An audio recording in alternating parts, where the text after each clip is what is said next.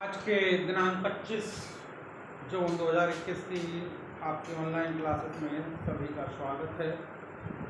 आज का हमारा विषय हिंदी, जिसके अंतर्गत हम पढ़ेंगे कि विद्यार्थी शिक्षक के द्वारा यानी प्रशिक्षुओं के द्वारा उच्च माध्यमिक स्तर की पाठ्य वस्तु को पढ़कर समझना और उसका विश्लेषण करना और उसका संदर्भों से जोड़ना। ठीक है, तो देखिए, शिक्षण की जो प्रक्रिया है उसके अंतर्गत पाठ्य पुस्तक और पाठ्य वस्तु यानी कि उस पुस्तक का और उस पुस्तक के विषय वस्तु का बहुत महत्वपूर्ण स्थान होता है। ठीक है, वो भी प्राथमिक, उच्च प्राथमिक और उच्च माध्यमिक स्तर पर। इन दोनों चीज़ों में पाठ्य वस्तु और पाठ्य पुस्तक में भिन्नता होती है, अंतर होता है। ठीक है, उच्चतर माध्यमिक स्तर की जो पुस्तकें होती हैं, जो पाठ्य पुस्तक होती हैं, पाठ्य वस्तु होती है, वो थोड़ी जटिलता उसमें समाहित रहती है। ठीक है, तो एक शिक्षक के लिए ये आवश्यक हो जाता है कि उन जटिलताओं से पार कैसे पाया जाना है। ठीक है, और उसे व्यवहार में कैसे लाना है, उसको व्यवहारिक कैसे बनाना है, ताकि जब वो कक्षा में शिक्षण प्रक्रिया चले तो वहाँ पे उन समस्याओं का सामना किया जा सके। ठीक है, तो किस आधार पर करते हैं? नंबर 1 है पाठ्य सामग्री के स्वरूप के आधार पर विश्लेषण। तो हमें क्या करना है, प्रशिक्षु को क्या करना चाहिए कि उसमें एक तो व्यवहारिकता और वैज्ञानिक दृष्टिकोण का समावेश है या नहीं।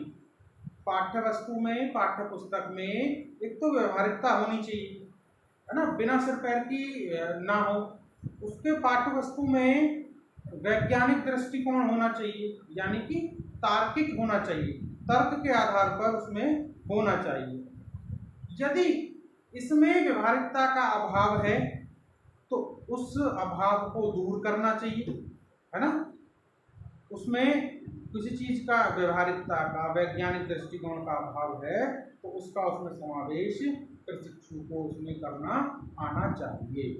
ठीक है, दूसरा है स्तर के आधार पर विश्लेषण।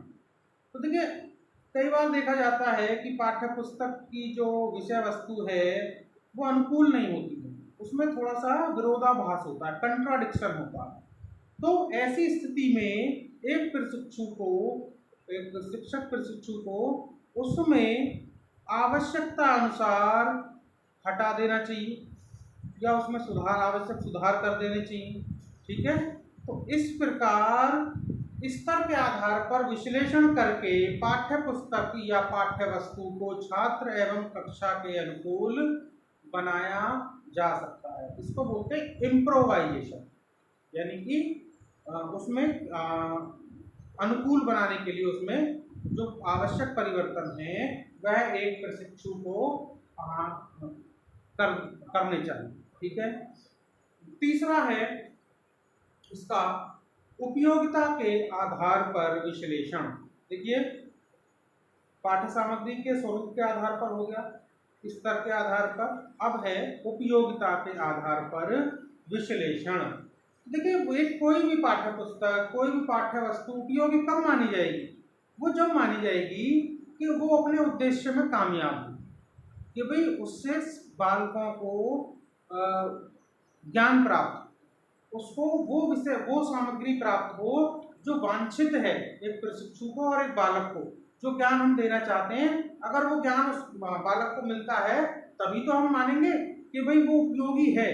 ठीक है, तो किसी भी पाठ्य वस्तु, किसी भी पाठ्य पुस्तक को उपयोगी बनाने के लिए उसमें आवश्यक परिवर्तन का सुझाव प्रस्तुत किया जाना चाहिए।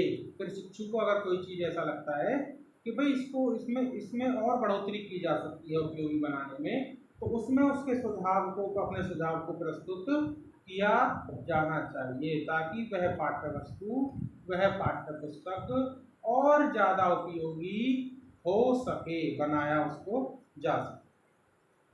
ठीक है। अब इसका जो चौथा पॉइंट है वो है प्रयोग प्रदर्शन के आधार पर विश्लेषण। तो पाठ्य पुस्तक और पाठ्य वस्तु उपयोगी कब मानी जाएगी? जब उसमें भाषा, शिक्षण, उससे संबंधित व्यवस्थाओं में स्पष्टता हो। ठीक है। और उसमें अगर कोई चीज को और अधिक उसको प्रभावी बनाना है, उसमें चित्रण होने चाहिए, उसमें चित्रों का समावेश होना चाहिए। तो अगर कुछ किताबों में क्या होता है कि चित्रों का या तो अभाव होता है या बहुत ना के बराबर उसमें चित्र होते हैं, तो इसमें प्रयोग प्रदर्शन कर सकते हैं। भाई कई बार क्या होता है पाठ्य में पुस्तक का जो क्या कहते हैं जो साइज है या उसमें कुछ उसका वो रहता है, क्या कहते हैं, कमी या अभाव रहता है, या पेजों की संख्या ना बढ़ जाए, इसलिए तो उसमें कई बार वो चित्रों का निकाल देते हैं। तो इस स्थिति में कक्षा शिक्षक को प्रयोग करके या कह सकते हैं कि प्रदर्शन करके या मॉडल का स्वरूप दिखा करके उस कमी को पूरा किया जाना आना चाहिए। ठीक है। अब आ जाता है क्रियाशीलता के आधार पर। क्रियाशीलता के आधार पर बात करें तो कोई भी पाठ्य वस्तु जब भी बढ़िया मानी जाएगी, सर्वोत्तम मानी जाएगी, वो उनका मानसिक और साथ ही साथ शारीरिक रूप से उनको क्रियाशील बनाए, उनको क्या कहते हैं, उनको एक्टिवेट करे, उनकी जिज्ञासा को बढ़ाए, मानसिक भी और शारीरिक भी। तो पाठ्य पुस्तक एवं पाठ्य वस्तु में ऐसी गतिविधियों का अभाव अगर है तो ऐसे तत्व उसमें शामिल किए जाने का सुझाव भी फिर शिक्षु को देना चाहिए। जैसे ताली बजाओ छोटे बच्चों को, जैसे उनसे क्रियात्मक शारीरिक क्रिया भी हो और मानसिक क्रिया भी हो। ठीक है ना। ऐसे जो उनकी सारी इंद्रियां जो है एक तरीके से फॉलो करें उन चीजों को। ठीक है। तो ये समझ में आ गया पांचवा पॉइंट। छठा पॉइंट है गुणवत्ता के आधार पर। गुणवत्ता के आधार पर विश्लेषण कैसे करेंगे कि जो पुस्तक है उसका आवरण पृष्ठ, जो उसके पृष्ठ हैं, उन पृष्ठों की जो क्वालिटी है, उनसे उनका जो सामग्री है, छपाई में जो इंक या स्याही इस्तेमाल की गई है वो गुणवत्ता हो, उसमें गुणवत्ता हो, उसके कागज में गुणवत्ता हो, उसका जो बाहरी आवरण पृष्ठ है वो सही होना चाहिए, उसकी बाइंडिंग सही से होनी चाहिए, उसकी भाषा शैली सही होनी चाहिए, प्रिंट ऐसा ना हो कि भाई कहीं पे छपा हुआ है या नहीं।